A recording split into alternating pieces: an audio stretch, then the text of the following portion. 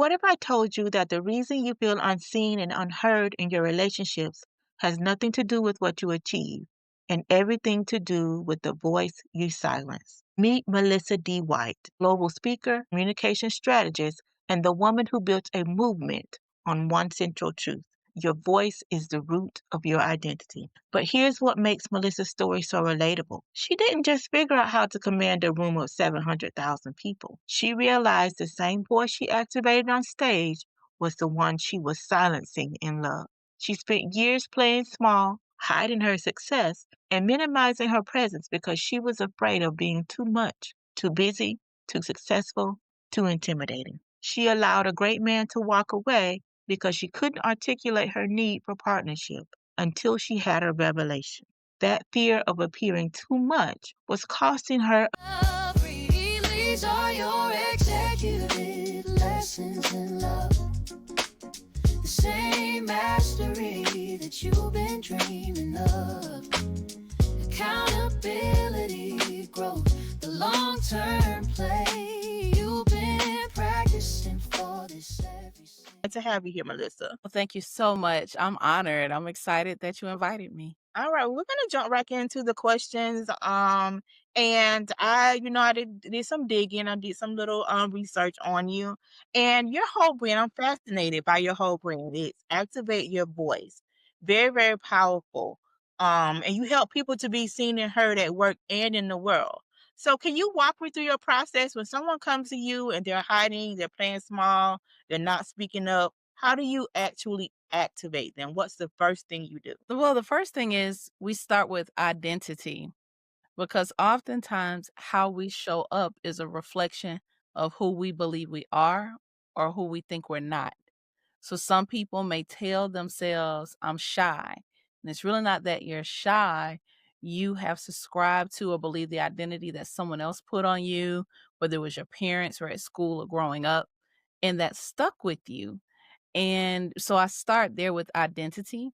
And then the next thing is at voice activation. Like, do you believe that your voice matters in this space to yourself? And what would you say if you felt you had full permission to speak up? So we start there, but the foundation of everything of anybody who speaks, whether on a stage or just in a room in a conversation, is who am I and what do I want to be heard saying and to represent me and who I am. And that's the core. That's how we show up in the world, right? Who we are reflects how we dress.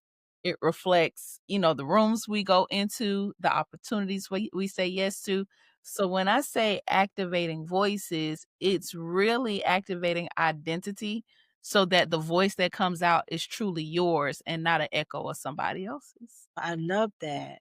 So I guess you touched on it a little bit, but my next question would be, how do you determine if someone is ready for the activation versus someone who is not ready? Because I'm sure that that would present Yeah. differently. Yeah. I'm sure you can appreciate this too. As a coach and working with people in the relationship space, it's very similar for me. You go through an assessment, right? We start with a questionnaire. And even before getting on the phone, the questionnaire, although it's not long, it's just maybe 5 or 6 questions, but it's very telling about where you are and if you're really ready to start speaking up. Now, inadvertently, people typically come to me when they're ready for public speaking. Like they think they want to stand on a stage, or if they're ready to be just more confident speakers, like in their workspace, asserting themselves, not shrinking back. And so I ask questions about, have they ever had a coaching experience before? What was the main frustration or thing that provoked them to finally seek the help to start speaking up? Because the thing is, it's not a new issue. It's probably been an underlying issue. But what's instrumental is the fact that they pulled the trigger to reach out for help. And there's always that's why it's called the activation hour.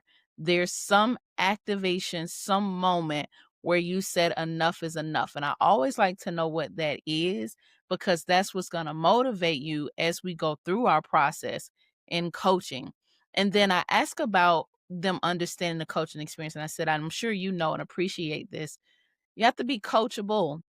So I inquire about what are some of the steps you have taken prior to reaching out to me to start asserting your voice?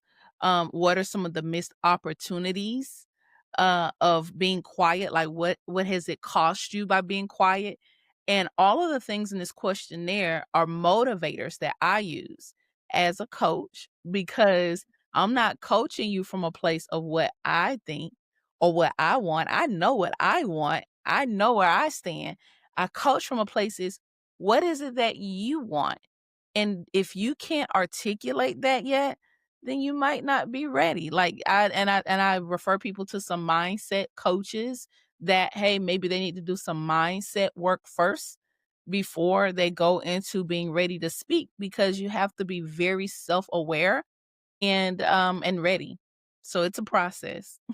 It really is a process, and what I'm hearing, like you said, I definitely can relate because I always talk about how relationships are really mirrors, and they just mirror to us those parts of ourselves that we kind of keep hidden in the shadows, the part that really need attention. And it's the same thing Right. with business, or I would assume it would be the same thing with speaking.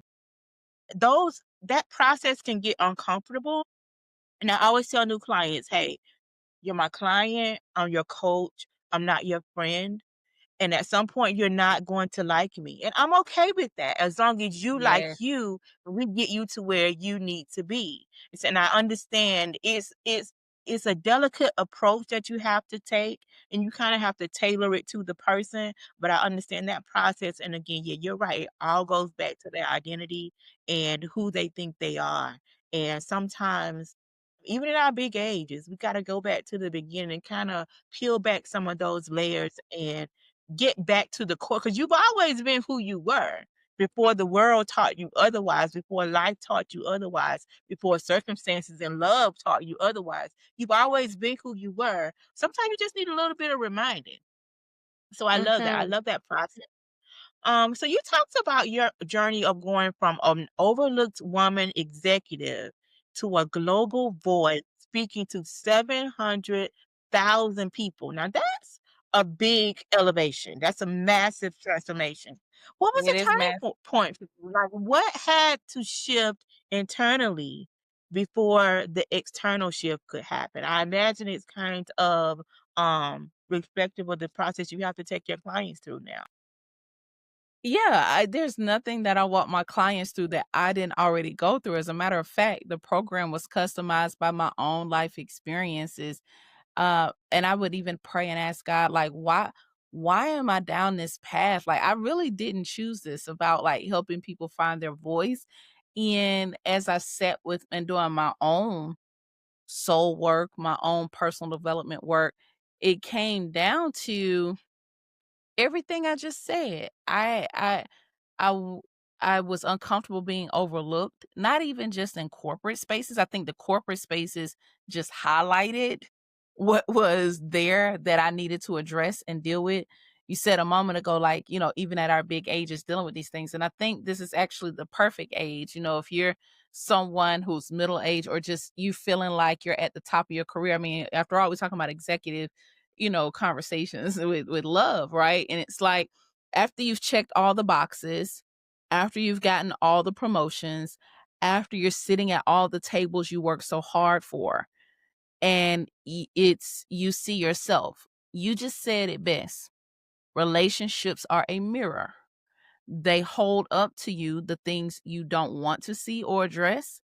Well, the first relationship and the last relationship you'll have on this earth is the relationship with you. And so for me, it was an exponential growth curve once I made up my mind of how I want to show up in the room and in the world, then it was my personal challenge to myself. Now, did I anticipate that it would literally be hundreds of thousands of people in front of me in real time?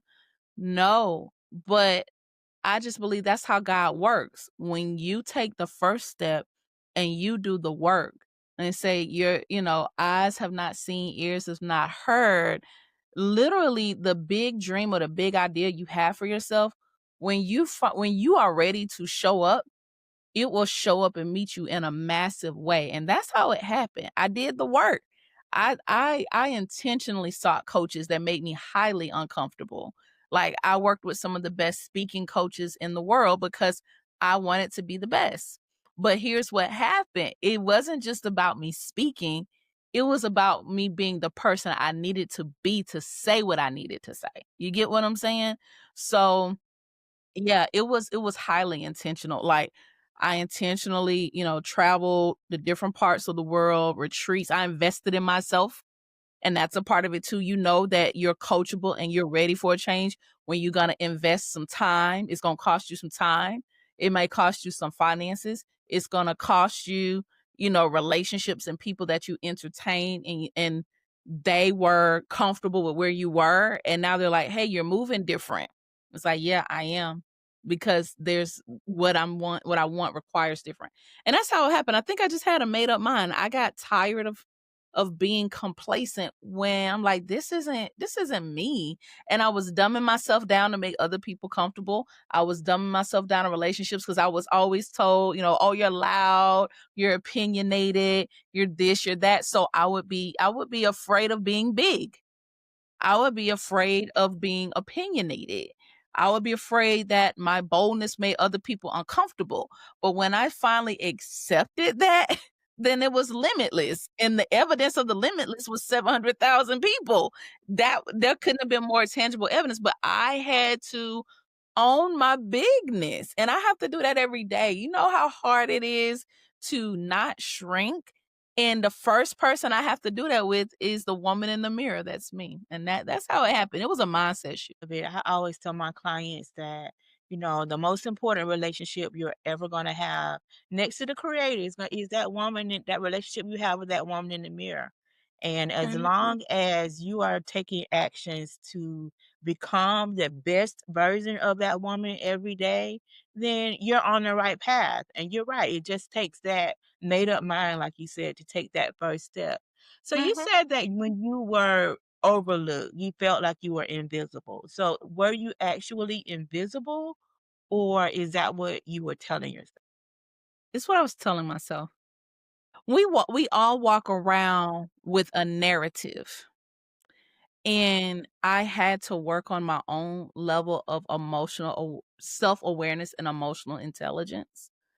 I think Mhm. oftentimes I believe rather, and this is not just my opinion here, this is through years of work and research, as a communication expert, as, a thought leader and now a professor, which is crazy. It's wild to me that I can say that.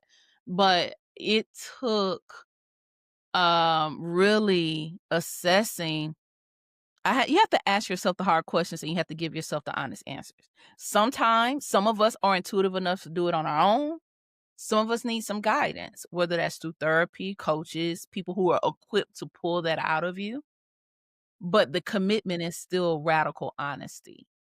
And so, as a woman in corporate America for 25 years, I would, crazy enough, I would still find myself being the only in a room, the only woman in major companies in the C-suite.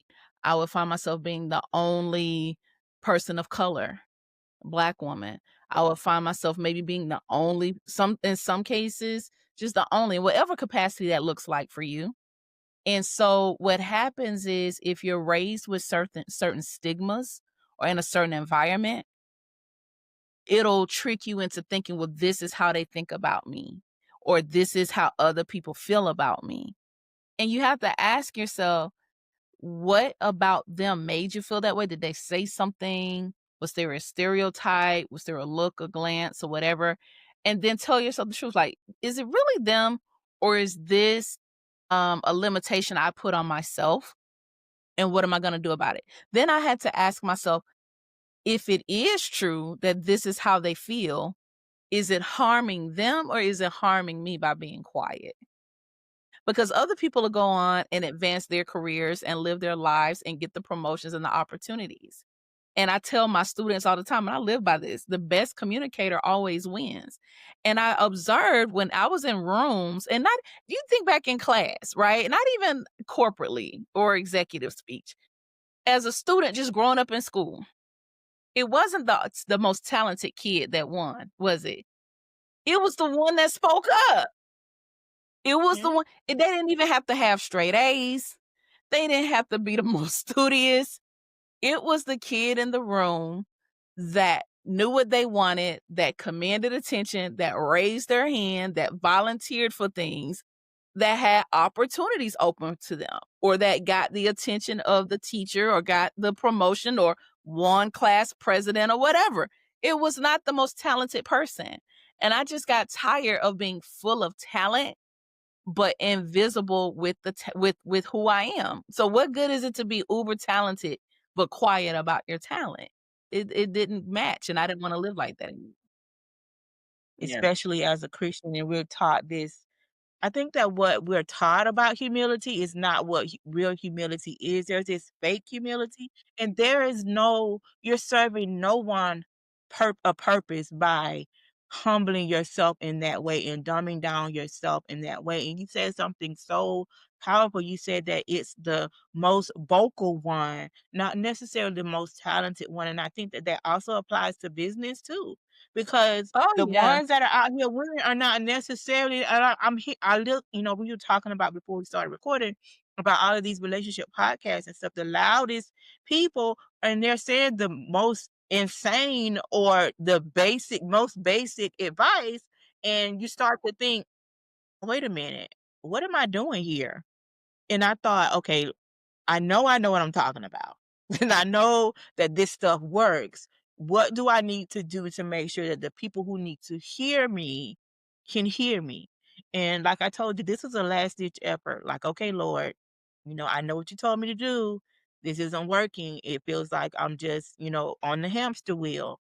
So let me see if Fancy is open to a partnership, because she was actively looking for people to host shows. And I Mm. had this concept and I thought that it made sense. And I went, and it was an immediate yes from her. And I fully expect, like I told her, and her show will air tomorrow. I told her I fully expected her to say no. I fully expected her to say no. So I could go back and say, okay, God, I did what you told me to do. She said no, that's it. But it was an immediate yes for her. And every interview has been confirming what I thought all along. And Mm. you're absolutely right. That communication part is so important. And it also reminded me of something that I would always tell my kids when they would come and tell me, well, such and such said something, such and such. And I would always tell them, the only opinion that matters is mine. I'm your mother. I know who you are. So we sometimes we place too much importance on the feelings and the opinions of other people. And Mm. I tell my daughter now, my youngest daughter is a senior at Georgia State, and she's an RA. So she's having to navigate some situations. And I tell her, that you have to find out when someone is giving you their opinion of you, you already know who you are. But before you consider what you're going to do with that opinion, figure out if you even admire, if this is somebody whose opinion that you respect in other areas. If you don't respect their opinion in other areas, why would you respect it when it comes to when they're trying to tell you who you are? And I Mhm. think that that is so, so, so important that we get Yeah. that communication part right, and we own the room, and it's none of your business how you show up, how it makes somebody else feel. That's none of your business. Mhm. I wanted to touch on what you said really quickly about you, activating your own voice and speaking up for the opportunity, right, with the podcast and pitching the idea, and you said, "Well, I asked her, but in my mind, like, I just knew she was gonna say no." And see, that's I just knew. it. Yeah, that's just it. I was once that way, and in some parts of my life, I might be, and especially in the area of love, and I'm sure we're gonna get to that. But when it Mhm. comes to what I want in business, when it comes to the stages and the places I wanna be and the doors I want open, I did the work, like, in my mind, I'm like, "Of course I'm gonna get a yes." And those are the people, like I said, it goes back to the people who the best communicator always wins. What I also need to preface that with is the best communicator means you communicate with your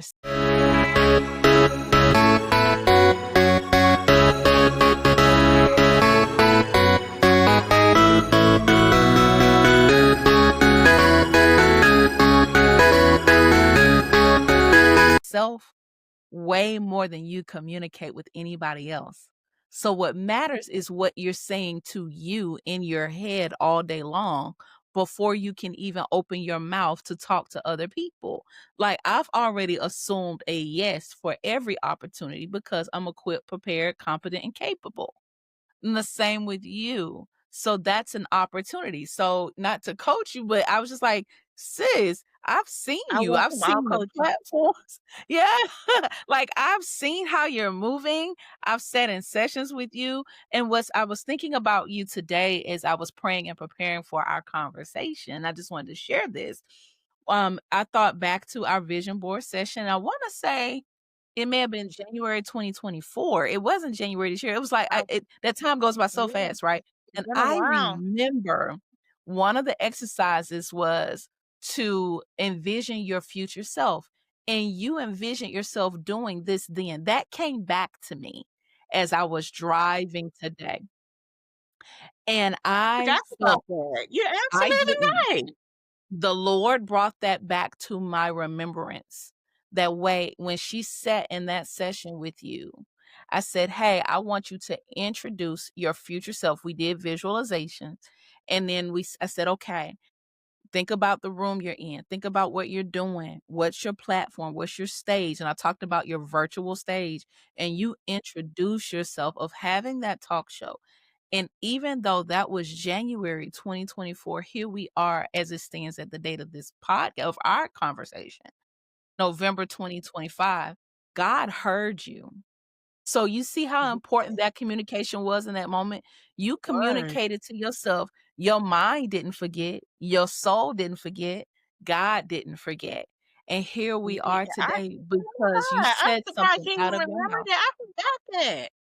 And that's a perfect example of he will bring back to your remembrance the prayers you prayed and things you asked for.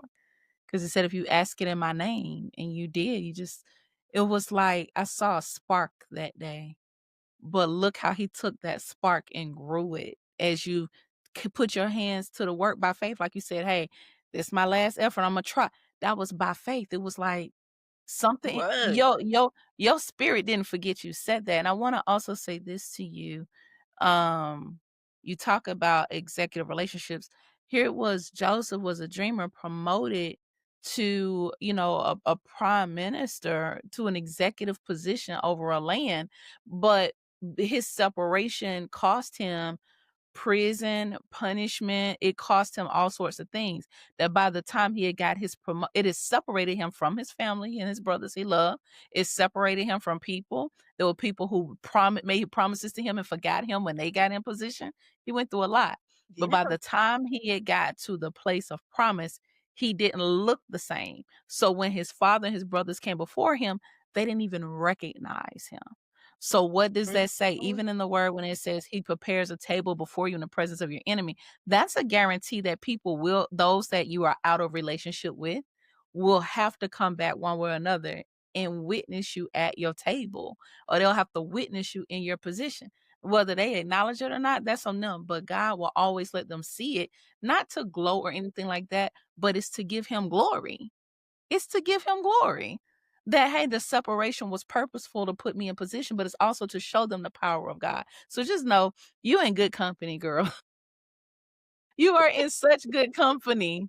Yeah, And that excites me for you. it's But I had to share that today. I was blown yeah, away when it dropped in my memory like it happened yesterday. That's why I was like, I can't believe that was over a year ago. As a matter of fact, it it'll be really 2 years coming up in was. January. That blew. In I was like, January, it'll be wow. 2 years. Alright, let me tell you asked me the question earlier about how did I go from being overlooked to being in front of 700,000 people and counting, right?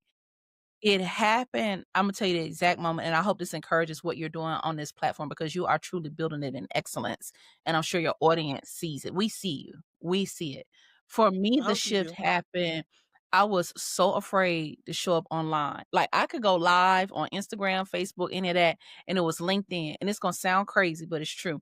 I remember I was at a crossroads in my business. things were tough, and I was like, "Lord, I need you to show me." Like, he was like, I'm supposed to be doing something different. I'm missing something. What am I missing?" And as clear as day, it's in my book, The Entrepreneur Profit.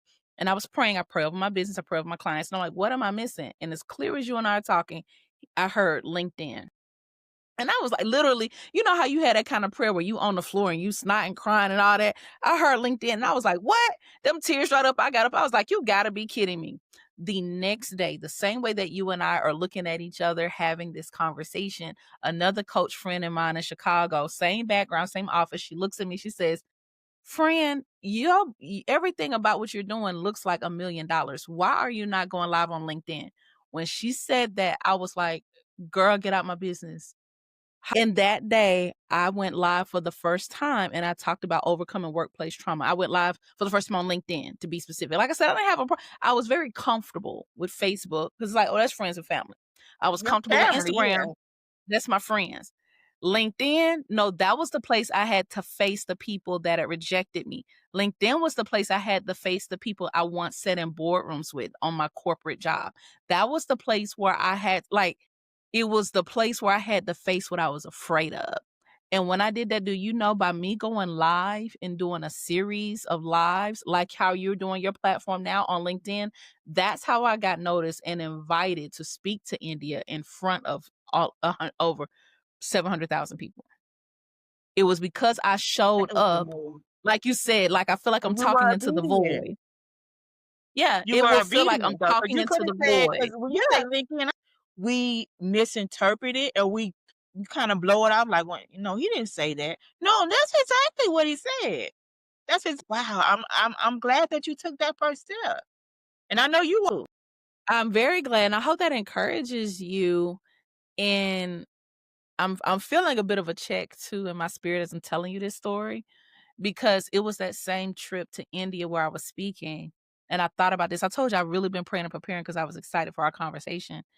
And those are some of the biggest wins and successes of my life, but I've walked away from those moments feeling like I checked all of these career boxes and other dream moments of my life, but it was in that love category that I transparently felt like, "Well, dang, why is it I can have all of this and not that?"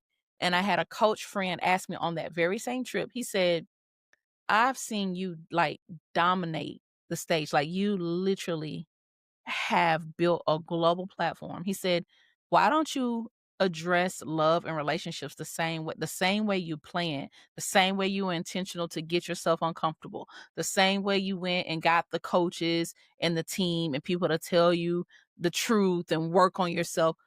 Why can't you approach love the same way?" And I just kind of looked at him like, you know. Well, first of all, it's because I don't think the church has really done a good job with preparing us for marriage. When we're told, when a man finds a wife, he finds a good thing, and we interpret that to think that we're just some tulip that's in the field and he's going to walk by and say, "Yeah, I want that one," and pluck them up. But no, we have to Bingo. be intentional, and that's a part of the premise for executive lessons in love. Just like your friend told you, you need to be just as intentional about this part of your life as you are about every other part of your life. And the success and the skills that you built in your business and your career, they're not separate from They're how not. you approach love. They transferable skills. I have Mm, a process, a service that I offer that's called a relationship resume session.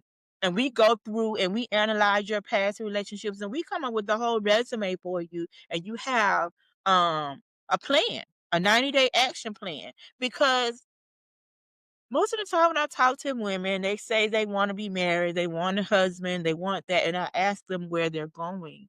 And they're going to church and they're going to work. They're not veering from that schedule. They're not putting themselves in yeah. position where the men are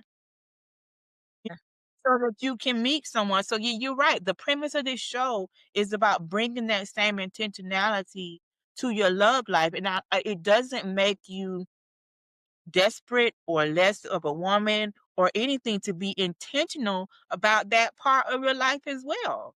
So yeah, I'm glad that your friend challenged you about that because a lot of times we think that we don't need the help in that area, but we do. I'm glad that so when he challenged you in that way, did you start to be intentional, or did you just tuck it back in the back of your Absolutely mind, not. or No, no, no. Can we gonna have a real conversation, right? To get to the heart of the matter, I was so excited when I received your invitation. And this is very much like what I've seen in my corporate career and in my entrepreneurial career, that when I became the person I needed to be, the opportunities appeared. I told you identity, right? So God has a that's sense of right. humor.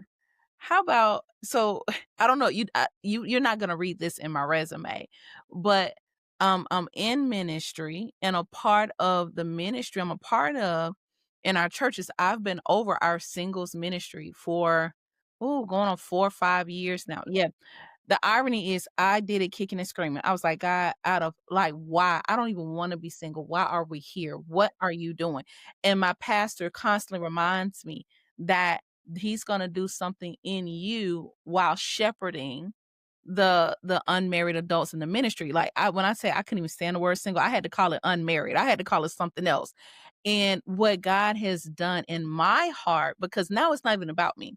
It's about the people I'm responsible for shepherding, and it's having I started doing the work the same way that I did the work to speak up in corporate, the same way I did the work to build businesses, the same way I did the work to be a global speaker. He said, "Now are you finally ready to do the work for the biggest assignment you'll ever have?" And that's marriage. And a part of that was being honest about getting healing, about getting to know Melissa. I know my resume, but I didn't know me, and that So you has had to been the reintroduce greatest love yourself. story. Oh, yeah. I had to be honest about and the reality is I'm 43 years old, and this is the first year I feel like I really know me. Like, what I like, what I don't like, the parts of me that really are unhealthy and need to be healed. And I'm talking about specifically to and not just romantic relationships. The Lord had been dealing with me this year with visions and dreams and relationships he cared about. And he's like, you need to go back and heal that relationship. You need to go back and deal with that situation, that person you ghosted. We need to get your character corrected. We need like he just start like you talk about a mirror, and I was like, and it was I agreed. I was like, oh my gosh, I'm thinking I present myself one way, and he's like, he's God. He corrects those he loves, and so now I'm finally at a place. Literally around the time you reached out to me, I had just leaned all the way in, and I said, God, I'm willing to do the work. I can't. There's some habits that we try to justify, well, I'm just that way. No, sis. Yeah. It showed up in my relationship, my friendships first. And the Lord showed me, Mm, if you cannot steward your friendships, then why would I give you a marriage? Because that's the core of your marriage. And he had to you deal gotta with be me. friends.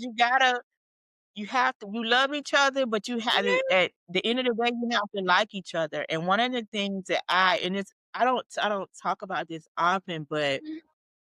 when Honey and I met, I always wanted to be a wife. I always wanted to be a wife. And when my first marriage didn't work out, for a long time I felt lost. I was heartbroken. I was embarrassed. I was, just kind of disillusioned. It took me I'll say it took me a good 20 years to fully get over that heartbreak. But when I started to think about the things that I wanted in a man, I had a list. I want this, this, this, this, this. And so I'm just writing my list, and this happened me writing my list, right? And so when God was like, okay, well, what are you gonna work on? Or this man that you're describing that you want, will he want you Mhm. in the state that you are now? And I was like, well, Yeah. wow, now that's Mm. that's serious. And I had to be Mhm. like, you know what? He wouldn't. There's some things I need to work on because I was very much still with the rah-rah. I was very much, I couldn't control my mouth. I was talking with my hands and going off in the neck and all of that.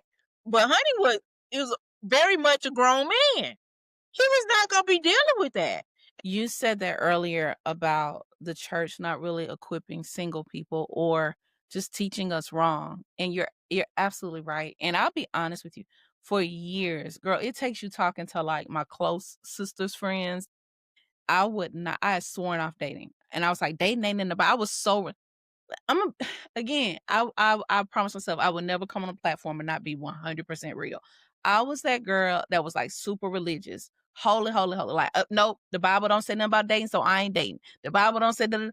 No, it was I was using it as a mask to hide behind, that I can It's carry easier my to do Bible, I that. can go shout on Sunday and go to church, and he gonna walk my husband right down the aisle. Can he do that? Yes. Have I seen him do that for other He people? has Yes. to. But let's be honest and deal with some statistics for a minute. Like you said, for the man, the woman, I'm talking to both because that's another thing too. We talk so much to the women, but we don't acknowledge and talk to the men and include them in the conversations. So I like to talk to my Yes, brothers and my sisters and also hear them back because the men do have a lot to say. We just not talking to they them. do. They Um, do. that statistically, the odds are you might not meet him in church. But are you equipped and prepared to meet him out in the wild, out in the secular world, I would watching venture the to say you football might not game? wanna meet him in church. You might not. I don't know how much time we even have for me to have that I conversation. mean, I got But all but I night. Unless you got but more I words than me. yeah. I mean, Listen, but again, we started this conversation talking about coaching. I don't profess to be a mhm. dating coach, but I'm just talking about my journey. And I had to be honest with God. And sometimes he'll tell me, "Hey Melissa, go instead of sitting and reading in the house today, go sit at this coffee shop. Hey, go to this restaurant. Hey, go see here. And I travel a lot. So instead of sitting in my hotel room, hey, go explore here. And I meet the most incredible people. And it's because I'm willing to go be seen. And I don't know why this keeps coming to my spirit to share this. Think about Elijah. And you're listening to this. You may or may not be a Bible person. I don't know, but I'm gonna just tell you really quick. Elijah was a prophet. Everything his supply it dried up. There's no food, and he told him to go. Literally, he's like, "You wanna eat? You gotta move, and now you gotta go, and you gotta go to a place that's unfamiliar and talk to a widow, a woman. You gotta go where you ain't going. You gotta talk to a woman you don't even know, You would know her from and it's gonna Adam. look And you dry don't in know the me. place you going." 'Cause she about to bake a cake and die herself. But it was in that place where he had to be obedient. He had to move from the comfortable place because he got comfortable with God just feeding him. And the whole time we've been sitting here talking, that's been on my spirit. I'm like, God, why are you telling me that? Because he's ministering to me, and I'm gonna tell it to y'all the way he's giving it to me right now. Some of us need to get up and go. Go somewhere without a group of 5, 6, 7 girlfriends and just go. Yes, Take because the vacation. the Leave men the are dry nurturers. brook. That a pack of women. Go somewhere and sit by yourself And you will be with your cute amazed self. with your And cute yeah, self with and be your seen. self. But you see how this is full circle. And I felt so convicted. I was like, Melissa, you such a hypocrite. You coach people every day about being seen and being heard, but you won't let a man see you and be found. You talk about he who finds a wife, girl, be found. Bat your eyelashes, smile at them, give them a compliment, You let better them know know how to it's flirt. okay to talk. It's okay to find me. You can talk to me. Yeah, you have to give them signals that it's okay to approach. You can't be sitting there looking like you've been sucking up. So, and then listen, like I've been intentional in this season too, Arnitris, the same way you talked about the list. And I was also the girl that was terribly afraid to write a list. I've written a list before and got into terrible situations. And I'm gonna be honest, and it's not popular and it might not even be the right thing to say, but I'm just gonna say it. I'm gonna be honest. I went through a season where I was very upset with God over the hurt and the disappointment of relationships because I kept getting word after word and prophecy after prophecy about Melissa, your husband on the way. Melissa, your husband coming. Da, da, da. And I was just like, if I get one more word, if I get one more person telling me that after I That's had a been lie. disappointed so heavily, and I had dream, it was like, so now I wasn't even mad at the man or the men in the past no more. I had a moment of being mad at God. I was like, you promised me this, and I hadn't seen, like, let's be honest. And the thing is, he knew my heart was broken. He knew I was disappointed. It was like being promised a He gift that wasn't is gonna like, let you mishandle his son's heart either. He wasn't. And so I had to go to him like a daughter and say, "Daddy, I was hurt, and you showed me something and it didn't work out the way you said, and I wanna trust you again. I wanna trust you again. I wanna believe what you showed me. I wanna believe the words you said, that I am a wife, that I am worthy, that you actually have not just a marriage, but a kingdom assignment for me, that I won't travel alone." Sometimes you have to go back and believe again and forgive yourself. Forgive God. I know that sounds crazy to say forgive God, but some of us need to do that work. God, I'm sorry that We I've been do, the same holding. way we would have to forgive our parents. Because, we know that God withholds no good thing from us. So if he's Mhm. withholding it, it's because you're not ready. Just like a parent. You're not You ready. wouldn't give your 12-year-old a car to drive to school every day. They're not ready for a car. Mhm. You get Not when ready. you're ready for it. And yes, even though he promised these things to you, you still have to do your part. You still have to do Mhm. your part. You still have to be obedient so that when you get that promise, you're ready for it. You don't destroy, you don't fumble his son's heart. Because men get hurt by women too. It's not just the women that are getting their hearts broken. Good men are getting Mhm. their hearts broken as well. So Absolutely. there's work that needs to be done on both sides. And it's Absolutely. it's it's easy to a lot of women, even my mom. I had a conversation with my mom, and I'm a PK. And I had a conversation with my mom, and she was saying how um Jesus her boyfriend. And I was like, Mama, don't ever say that again. Don't ever don't A lot of women say that. Yeah, I'm like, no." don't really coach out here. Don't you tell anybody else that. And she was like, well, I don't want to deal with the man anymore. I just don't want to what she said, I just don't want to deal with a man. I'm fine with how my life is. I do what I want to. It's like, Mom, when you say that, this is what I'm hearing you say. You're saying you don't want your heart broken. You don't want to be lied to. You're afraid to trust again. Because when we say Jesus is my boyfriend, or I don't need a man, or what we're saying is that we know better than God knows. And that's not how he designed us to live. We're supposed to live in partnership. We're supposed Mhm. to have a husband and a covering because that's our first and most important ministry, like you said before. Mhm. And it's so I think that it's easier, like we were talking about before, it's easier to say, I don't need no man, I can just go to church. It's easier to say that than to say, you know what, Lord, I'm lonely. Can I end with The this? holidays are coming up, and my Mhm. nosy auntie gonna be asking me where my man is. That I don't want part. to go by myself. Another holiday party, and I don't have a plus one. Yeah. It's okay for you to be like, girl, I don't want to go by myself. I want a handsome man. That is it doesn't make you less Christian to acknowledge that. Matter of fact, Not it at makes you all. honest.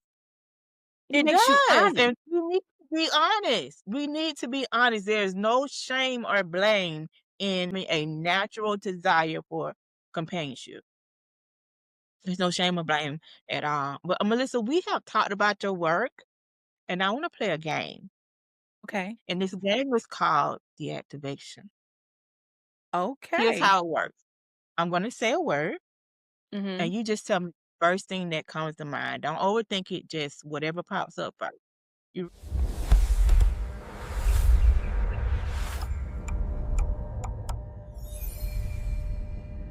Alright, ready? sure. Yep.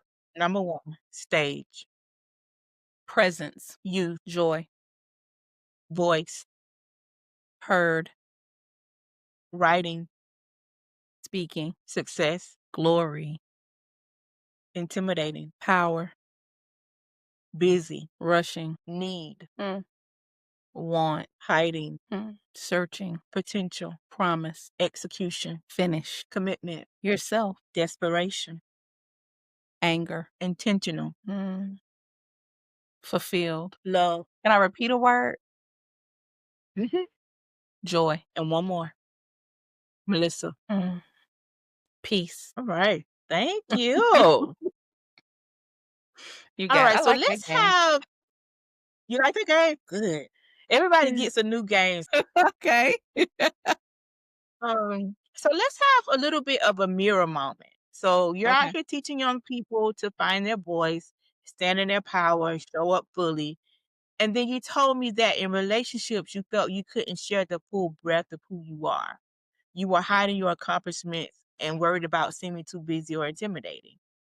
Mhm. When did you first notice that disconnect? I think I've noticed it for quite some time. I think the bigger issue was when I was finally ready to do something about it. It got too uncomfortable to just ignore it. I would say within the last this year for sure, but in the last 2 years, and the reason for that is because life slowed down and I wasn't traveling as much. I had business ventures, things I closed down, and it was just I couldn't hide behind business anymore. And I began to grieve relationships that ended, not because of what other people did, but because I wasn't present. And I had to really deal with the fact, like, yeah, you can have the success and check the boxes and do all the things. But at the end of the day, when life slows down, if you don't have relationships or people there for you, like that's real life. And I had to like forgive myself for relationships I didn't nurture because and people would say like, you know what? I can't think of one particular moment that broke me and it was like, I have to change this. I'm a caregiver to my 88-year-old grandmother, and she had an episode one day, and I was in the middle of working, and it happened to be that I was at home or whatever when the issue occurred, and I shut down my meeting. I said, "Hey, I have to go. I have an emergency in my house," and I shut it down. And although I was upset about work, but I was more upset, of course, like making sure she was okay. And in the midst of her own personal crisis, she looks at me and says, "I'm so sorry I took you from your work." And then that's when I was cognizant. And I believe people in my life may have been saying it the whole time. I just wasn't catching it from my mental busyness and my constantly being in a hurry or constantly focused on myself, honestly. That I would have mentees, friends, loved ones who at the beginning of every conversation would say, "I know you're busy, but" and it irks me, like, when people say that to me, I'm like, "Man, is that how I present to the world? To people I say I love? That my grandmother who's in crisis is afraid of me being away from my job?" It's like, I wept and I cried, and I said, "God, I'm sorry. I'm sorry," but I'm sitting here telling you that story now. I have so much gratitude that I didn't stay in ignorance to that. Yeah. Wow. Um And like I said, is the my pursuit of success and chasing businesses, stages, things like that. I've missed a lot of birthday parties, baby showers, gatherings, even my own like my own self work, my own soul work. Sometimes it's like, sis, I don't know how to show up for you because I'm broken. I don't know how to celebrate your baby when I want a baby. I mean, I know how to come be present at your wedding because I'm grieving while I'm waiting on mine. And God had to heal me and turn that grief into gratitude that let me celebrate you while I'm waiting for me. 2 things can be true at the same time. They And absolutely that's called can. maturity. I had to mature. I had to mature out of my own disappointment and learn how to be present. Yeah. That being present is really, really Mhm. important. I know that Honey Yeah. complains a lot. He's like, "You always on your phone." Yeah. Okay. I don't wanna miss an email, I don't wanna miss a notification, but I've tried to have blocks of time where, okay, alright, Mhm. I'm just gonna sit here and look at this stupid Tubi movie with you, and I'm gonna put my phone down, and then later I'll go back and check the emails and stuff. It's so important, like, I prayed for a relationship like this, so I would always wanna honor it, and it's important for us to sometimes we need that check to say, "Wait a minute, think about what's really important," because at the end of the day, you know, was Billy D said, "Success is nothing without someone to share it with," and That's real. you wanna make sure that we're nurturing those relationships. So with in your work with your mentees, I'm sure that there may have been times when they have come to you and ask about a sensitive or some kind of relationship issue. Have you ever found yourself giving them advice that you hadn't taken before? Did you get any checks like that ever? Oh my gosh, yes. Right. I don't wanna misquote the scripture, so Imma paraphrase the scripture that says, that teachers are judged more harshly, right? Um, and I'm a Bible teacher. I teach in ministry. I'm a literal teacher, a professor, and I teach inside of my programs for women and for kids. And like I said, it's something about this year. When I asked myself, like, Lord, how in the world did I end up being a whole professor? And he brought me back to what it means to teach. And this is the year where he's like, I gotta clean up your character because I can't have you teaching what you're not doing. I can't have you professing something you're not walking, right? And the irony of it all, like, literally, when I say it was a miracle by design that I ended up teaching where I'm teaching and the subject being communications, for him to make me a communications professor. So, I'm teaching young adults how to navigate conflict, how to have difficult conversations, how to manage teams, how to like, not just your typical business stuff, but life skills, like, literally, how do you assert yourself? How do you tell someone the truth when they're underperforming? And these are real life things, like how to not be Yeah. passive or placate people and like the long-term damage of that. And it's like whether it's in my nonprofit working with young people, whether it's in my church, whether it's in the classroom or even coaching, we already have a society that's full of teachers that are sayers and not doers. Whether it's in a pulpit, coaching gets a bad rap because there's a bunch of people calling themselves a coach, but not having evidence of doing the thing they're telling other people to do. And the Lord just showed me, he's like, enough is enough. I need people with pure oil, with a pure anointing. And a way you keep your anointing for the thing pure is that you really be the thing you say you are. You have integrity. Walk it out with integrity and with the fruit of the spirit. And I had to become an integral woman. And I sometimes I had to be honest and preface it like, "Hey, I'm about to tell you something that I haven't done and I need to do, and I'm gonna hold myself to it because I'm telling you." So now it's wrapped in honesty. I'm not saying you should have did da da da da da and make them think now you walking around thinking I'm Patty perfect and you feeling like you failed when truly I failed at the thing I'm telling you to do. I think it yeah, and so even as it says in Titus 2, when it like the older women should tell the younger women, imagine if we had churches and we had ministries and we had businesses and communities where women are telling the truth about their mistakes, not wrapped in you should not wrapped in a whole bunch of what you should have did, but saying, "Hey, you know what? Here's my testimony. Here's what I Yeah, didn't you get give an right." example that they land better when we can see your humanity. Hey, I made this mistake and this is what I did, but you don't have to. This is what I learned, but you don't Right, have to make the same mistake I made. Nobody wants right, to go to church and always be preached to or fussed at. Like, give me some, and you don't have to tell me all your business, but when it's appropriate, give me a real life right. example of how you Yeah. struggled with this and how and what you did to overcome it.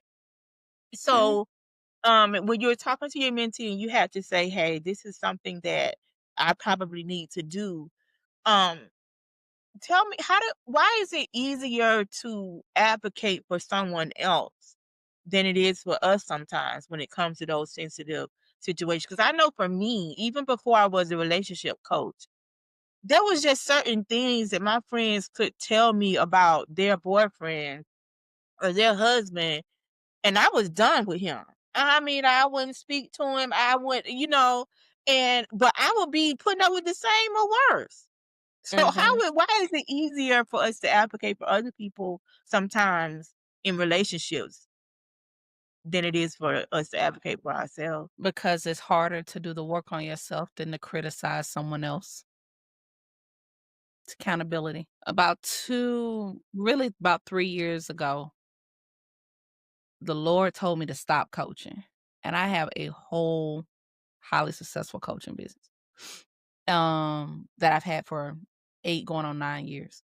And I literally it's gonna sound so arrogant, but I'm being honest. Friend of mine called, I already heard it to stop coaching. Then somebody, brother in ministry called me. He said, "Hey, I was praying for you today, and the Lord told me you need to stop coaching." And when I say I was agitated, I literally like kind of scoffed at the word, like you gotta be kidding me. And I did it from the place of God, I've already given up so much. I gave up a great amount of wealth to follow God. I walked away from houses. I walked away from multiple six-figure jobs. I walked away from cars. I walked away from a lot of material things because God he had to humble me and check my definition of success. And so I felt it was an idol. I had made an idol out of the business. But here was the thing. I didn't understand. I was like, I don't understand why you would take this from me. This is my livelihood. This is how I make money. This is da da da da. Da. But it was real easy for me. Now, I told you I coach people to speak Mhm. up, to be communicators.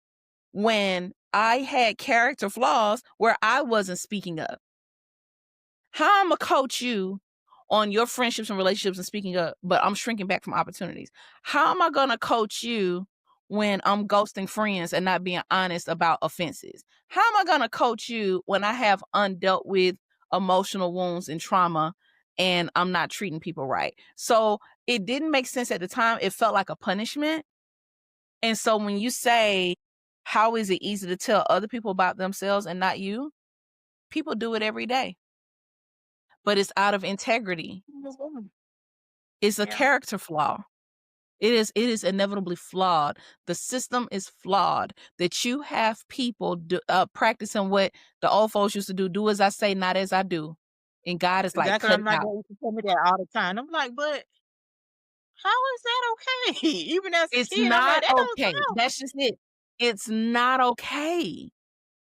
It's and mm. so you're asking some really good questions. And again, I'm sharing things with you that I've been asking God, like, give me the voice and the way to operate. I want to be a woman of integrity. I want to be a woman of character. And a part of that is me righting my own wrongs and voicing my mistakes. Like, yo, my character was jacked up. That And I was it not takes a level self-aware. of self-awareness. It takes a Yeah, level of and I had to sit self-awareness down. never, I Mhm. never achieve to say, hey, my character was jacked. I Like, realize that even the opportunities that I'm getting now, 5 or 10 years ago, my character would not have been able to sustain mm-mm. this level of opportunity or Yeah. attention. I know that now. Um, Yeah. like again, like a good father, he doesn't give it to you out of time so that you don't mishandle it. And it's the same thing um with relationships and love. So I want to talk about you talked about a breakup where you mentioned he said he felt like you didn't need him because of your success. Oh, I And did I put want to that in sit my with that notes, for a didn't I? I did, minute. That was girl. everything you want to talk about, right? I did. I will never forget Yeah. when that man said, "You acted like you didn't need me." And I was like, How "What?" did that land when he said that? How did that land for you? It clearly stuck. I mean, when I say this was years ago, this was like more than 10 years ago. And this was a guy, like I've dated some really good men. That's how I know there are good men out there. He was a phenomenal man. And I remember at the time I was in graduate school, it was like there was a silent competition between us. It wasn't really competition, but I felt like he put himself in competition because he was like, "Man, this woman is doing all these things, and I gotta be at a certain place for her," you know? I never said that, but it was something he felt. Like, in that year that I dated this man, it was, um, I bought a house, he bought a house. I got a promotion, he got a promotion. And so, I remember I went back to school, I went to graduate school because I wanted to advance my career, and he didn't really know what he wanted to do with his job and his career, whatever, right? So I just noticed our communication was just off and he was acting weird and I would try to get him to open up and talk and he wouldn't. And I was just like, well, I mean, like, what are we doing? Like, yeah, we hang out. This is cute. We whatever. But Like, I just feel like you're not opening up to me, and I feel like we just kinda hit a wall, right? And he was like, "Okay, fine." So we just kinda both let the relationship go without talking. So when the dust settled, when you kinda get over your ego, right? We came to have a real honest conversation, and we're on the phone, some weeks or months after the breakup. And I said, "Let's be really honest. Like, I think we could have been good together. What wasn't?" He said, "Melissa," he was so transparent. He said, "So I've started seeing this girl." He said, "I find myself dating her, but I think about you. This girl," and it's no not please don't take offense, anybody, if you are in nursing school and any of that, whatever, right? Here it is, like I said, I'm on paper, right? I'm successful on paper. I got houses, cars, a great salary. I'm a single. I'm all these things, these resume, right? And he said, like, you check you do all these great things, but I feel like you don't need me. And I'm dating this girl. She's like she's in school to be like a medical assistant or whatever. And she has a child. I don't have kids. And he said, I feel like she needs me and you don't need me. And I was like, "What?" And I said, "You gotta help me with that." He said, honestly, he said, "There will Yeah. be ways I would want to be there for you, or there were ways I wanted to provide for you or to protect you, and you just never would ask me for anything. Like, you never you wouldn't just ask for my input or my help or for me to have a part in different areas of my life of your life, and I didn't really know where I fit. But with her, like, she'll ask me for things, right?" And I'm like what? Now, let me give you some context. My background is that I was raised by 3 generations of single women. I never saw women ask for things. I didn't see men show up for the women in my life. I saw women, 3 generations of women who would get disappointed, or the man would never show up, or he would come late, or he would halfway keep his promises and things like that. So, do I think he was all the way right? No, like, 2 things can be true at the same time. Like, dude, you probably should have just articulated that and we could have reset the Yeah, you relationship could have just at what your need said, was, right? But it became glaringly aware to me of, wow, as a woman, have I made room for the man I say I want? Have I made room for him to be a part of my life? So I saw 2 different parts of it, but I wouldn't like it. That was the first moment I felt like I had to dumb myself down for somebody, because I was like, so wait a minute. And again, the yeah. I single mean, mamas and women in school, do not take I offense want to to what I'm saying. touch on that. I'm glad that you Yeah. brought that up because the thing is, and I want to say this the right way. I don't want to offend anybody. No, and again, But we're having real conversation. Honesty we're might having a real offend. conversation. And here's We're the having a real thing. conversation. In general, the world has not given Black women the space to be soft because Mhm. being soft when our men left us to raise kids alone, being soft when we had to go out there and slay dragons and then come home and be mama and do homework and do laundry and keep the house clean meant we could not be soft because we would have been eaten alive had we been soft.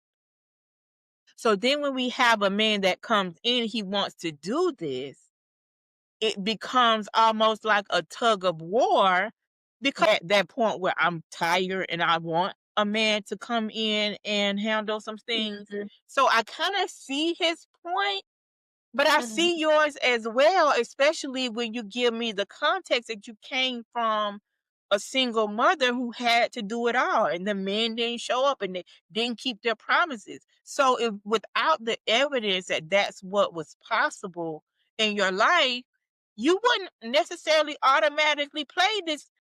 What damn Black woman damsel in this dress suit? We don't even have those in movies. I Girl. mean, that was, but So, you're right. He could have said, "Hey, let me handle that for you," or you could have said something as simple as, "Oh my God, I got a flat tire, so now I gotta do this. Don't worry about it, honey. I'm on my way. I'll take care of it." Simple. What was so hard about that? can I speak to that? And again, every conversation like this I have about singleness and relationships, our men, our brothers are always in the back of my mind, right? Mhm. I'm thinking about in that moment because I just had the conversation. I'm tasked with co-leading our singles ministry with a brother in our ministry, and we had a dialogue about that. I said, contextually, I said, because I was raised by 3 single women, I needed more male perspective. And age and maturity has taught me, like, invite men to speak and be a safe space to hear it. I may not agree with what you're saying. I may not have agreed with his perspective at the time, but at least give me an opportunity to listen, to hear, and to take it in, and I think in that moment, I wish I'd been given the opportunity to change. Like, "Hey, give me a chance to make room for you," right?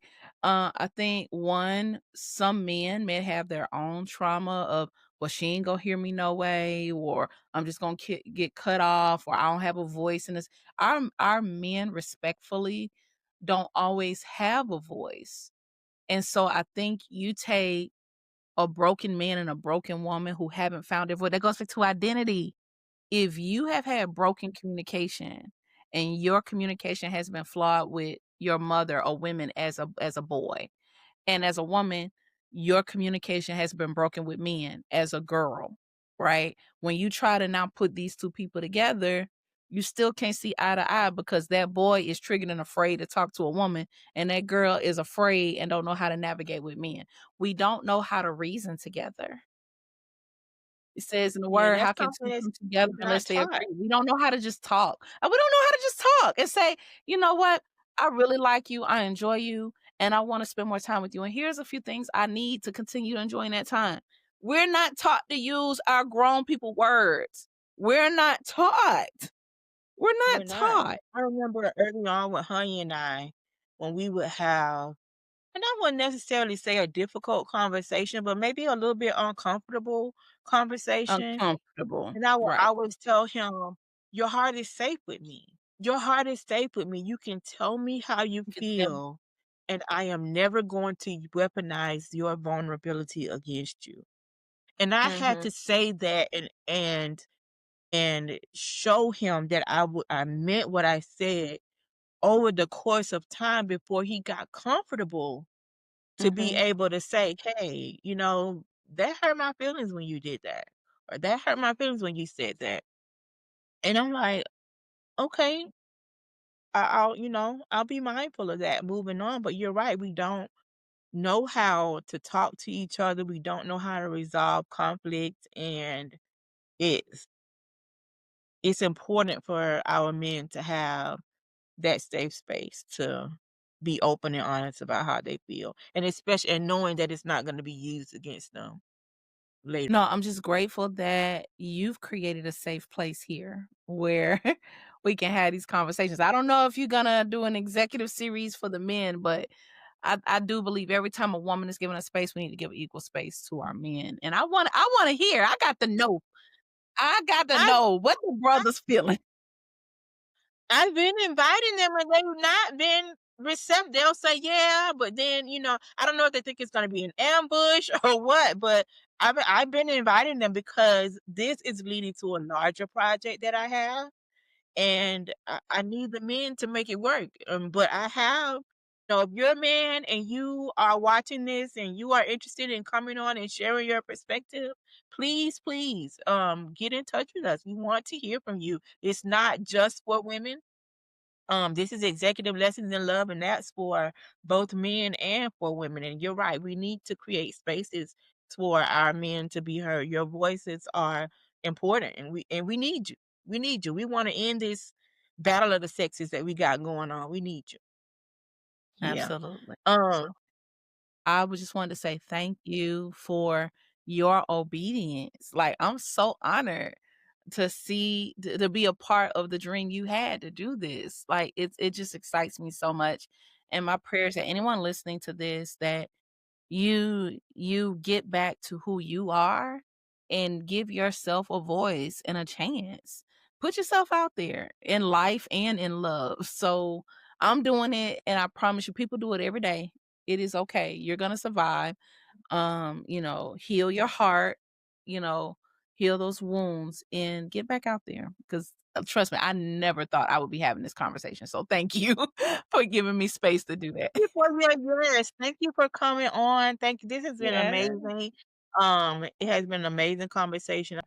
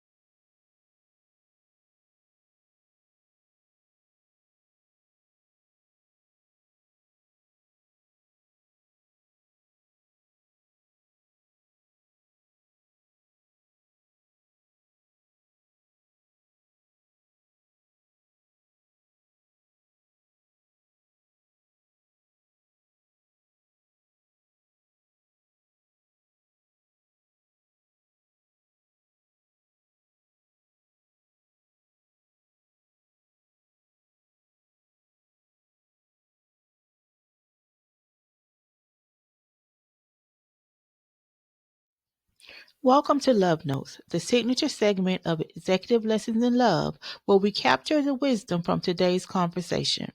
I'm going to grab my journal and write down the 3 lessons we extracted, the ones you can actually use in your own life. This segment is made possible by Swag Her Society, a membership community for ambitious women entrepreneurs who like to keep it real. Swag Her Society is where you increase your visibility, find your tribe, access resources, and build alongside women who get it. Learn more in the show notes. Let's get to the lessons. Hey, lady, this conversation with Melissa D. White was exactly what we needed because she's out here teaching people how to command global platforms, but had to figure out why the same strategic confidence wasn't automatically being applied to building her high value partnership. Melissa dropped 3 executive lessons that will change how you approach love, not as a fairy tale, but as a high value partnership that needs your strategic attention. Lesson number 1: Integrity Disclosure Gap, the professional versus the personal. The truth is, it's not about being fully healed before dating. It's about eliminating the integrity gap between your professional values and your personal reality. Melissa was successfully coaching on integrity and character, but she realized she was actively avoiding her own emotional debt, ghosting friends, and lacking honesty. She had to pause her whole business because her personal character audit failed. We need to drop the myth of being fully healed. Healing is like peeling an onion. We're constantly working on a new layer. The strategic shift is in your disclosure and commitment to the process. You need to be the most currently honest, actively working on it version of yourself when you enter a partnership. This shows integrity and gives the partner something real to commit to, your character, not a finished product. Lesson number 2: vulnerability delegation. Stop being a one woman show. You're a strategic genius at work. You know how to de risk investments by ensuring every partner has a clear, valuable role. Why do you turn into a martyr at home? Melissa realized her highly competent independence was hoarding the opportunity for her man to invest in her. She was running a sole proprietorship and didn't make space for a publicly listed company structure. When you don't communicate a need, you leave his role ambiguous. He doesn't feel needed, and guess what? He goes to find someone whose contribution is clearly defined and valued. We need to practice vulnerability delegation. Delegate that flat tire. Delegate the booking of the weekend trip. It's not about being needy, it's about testing his willingness and capability to contribute to the organization. If he can't handle a simple task, he sure can't handle the next 50 years of your life. This is your partner compatibility test. Lesson number 3: sunk cost fallacy. Time is your non renewable asset. You are too smart to keep throwing money into a failing venture at work. So why are you treating your most precious asset, your time, like it's infinite? Melissa learned that staying complacent was the biggest strategic failure. Executives call this the sunk cost fallacy. You keep investing emotional energy because you don't want the past years of waiting or hoping to feel wasted. You're funding a low yield emotional account because it's familiar. Time is the only resource you cannot get back. You have to implement a go, no go metric for your love life. Define the point where enough is enough. Use the pain of wasting another year as the energy you need to get uncomfortable. Leave the familiar dry brook and make a decisive move toward the love you deserve. Your future self will thank you for closing that failing project. Whew.